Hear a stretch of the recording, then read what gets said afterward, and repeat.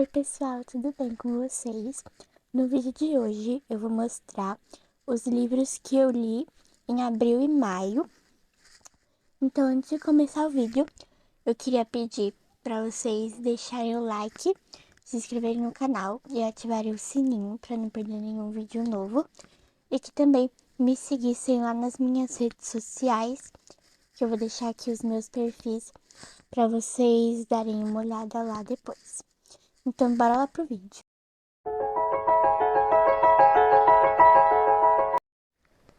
Bom, gente, antes de começar mostrando os livros, eu queria adiantar que eu não li muito nesse período, de abril e maio, e foram 3 livros no total, 2 em abril e um em maio. O primeiro livro que eu terminei em abril foi Quarto de Despejo, Diário de uma Favelada, da Carolina Maria de Jesus. Esse livro aqui eu tive que ler para a escola, só que não era obrigatório ler ele inteiro, porque era só, a gente ia fazer só um trabalho e era para ler alguns dias específicos, né? Porque, para quem não sabe, esse livro aqui ele foi escrito em formato de diário. Então, são dias, né, que a Carolina Maria de Jesus passa. E eu resolvi ler esse livro inteiro para aproveitar já a oportunidade do professor ter começado esse assunto, introduzido esse livro com a gente. Eu resolvi ler porque eu acho que é uma leitura muito necessária. Todo mundo deveria ler esse livro um dia. Eu acho que as escolas tinham que trabalhar esse livro sim. Eu achei muito boa a iniciativa do professor, da equipe, né, dos professores de português, de trabalhar esse livro, né? Porque pelo que eu sei, acho que todo mundo teve que fazer alguma coisa relacionada a esse livro lá. Então, esse livro aqui é um diário, como eu falei anteriormente. E aqui a gente vai ver a situação de vulnerabilidade social que a Carolina Maria de Jesus passa todos os dias. E aí ela vai falar um pouco sobre o dia a dia dela, né? Que ela acorda, vai buscar água todos os dias. Aí ela fala que vai catar papel, que era o trabalho dela, né? Ela catava papel para vender e ganhar alguns cruzeiros, mas nem sempre era suficiente. Aí às vezes alguns vizinhos ajudavam ela, dando alguma comida para ela, enfim. Aí muitas vezes a gente vê que ela pegava comida do chão, do lixo, ia no açougue para comprar gordura, pegar ossos para fazer sopa. Então esse livro é uma leitura muito comovente, que às vezes você pode até se sentir um pouco culpado de ter, assim, tudo isso e ter pessoas que não têm nada. E, enfim, às vezes as pessoas não têm muita coisa, não é por causa de que ela não quer, é porque ela não teve oportunidade mesmo, como a Carolina Maria de Jesus, porque ela não estudou tudo, né? Ela estudou até a 2ª série do fundamental. E apesar disso, ela escreve muito bem, ela é muito inteligente, muito culta, e ela tem opiniões muito próprias e ela tem uma personalidade muito forte. E ela é mãe solo, era, né, porque já morreu. Ela era mãe solo de 3 crianças. Eu esqueci o nome dos meninos, mas a menina se chama Veronice. Acho que um dos meninos já faleceu, inclusive, não sei se o outro tá vivo, mas eu não lembro o nome dos meninos. Eu vou ver se eu consigo achar aqui. Bom, eu tava procurando aqui. Aí eu vi que o nome de um deles é José Carlos e o outro é João, mas eu acho que o João ele tem nome composto também.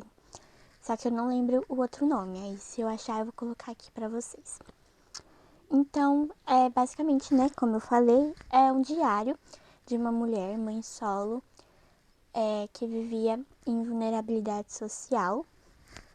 E é o dia a dia dela, né? E como é um diário, não tem um final extraordinário, né? O livro acaba num dia que ela parou de escrever. Então, assim, é isso, é um livro necessário para todo mundo ler. E o outro livro que eu terminei foi Divinos Rivais. Esse livro aqui é uma duologia, esse é o primeiro. Aí tem o outro que é Promessas Cruéis, que eu não pretendo ler ele esse ano. Eu tenho as minhas metas, mas eu tô tentando não ficar muito presa nelas.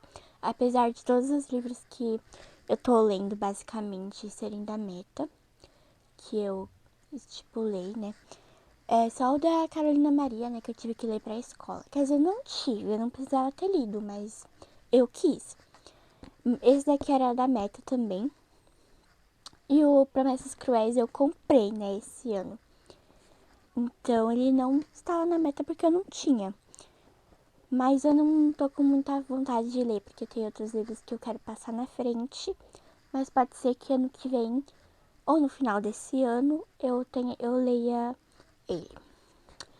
E nesse livro aqui a gente vai conhecer a Iris Winnow, que é uma menina que o irmão dela foi pra guerra contra 2 deuses.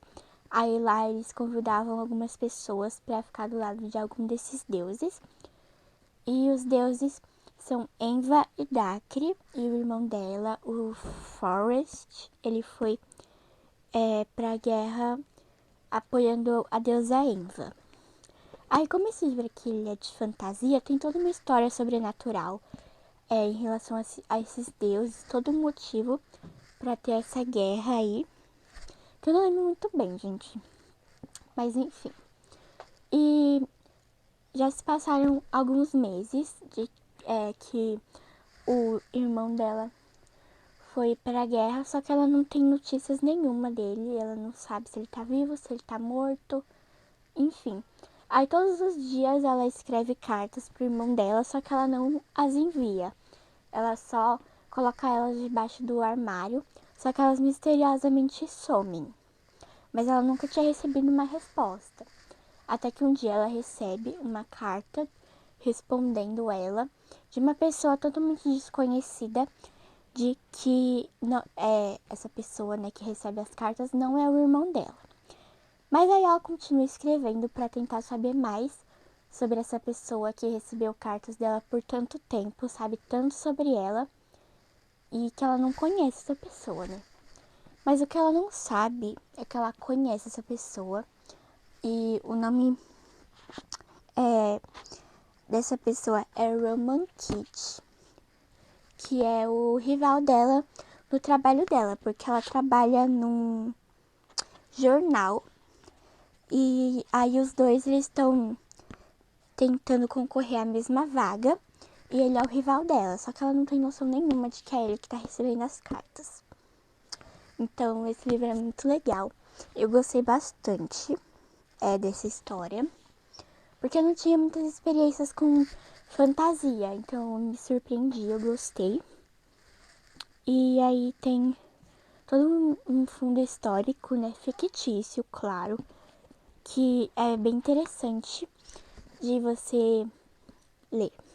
E agora falando sobre o livro que eu li em maio, que foi um dos mais legais, um dos mais legais até agora, que foi Não É Como nos Filmes.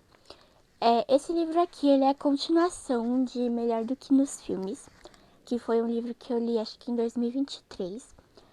Aí saiu a continuação dele ano passado e eu gostei bastante da história.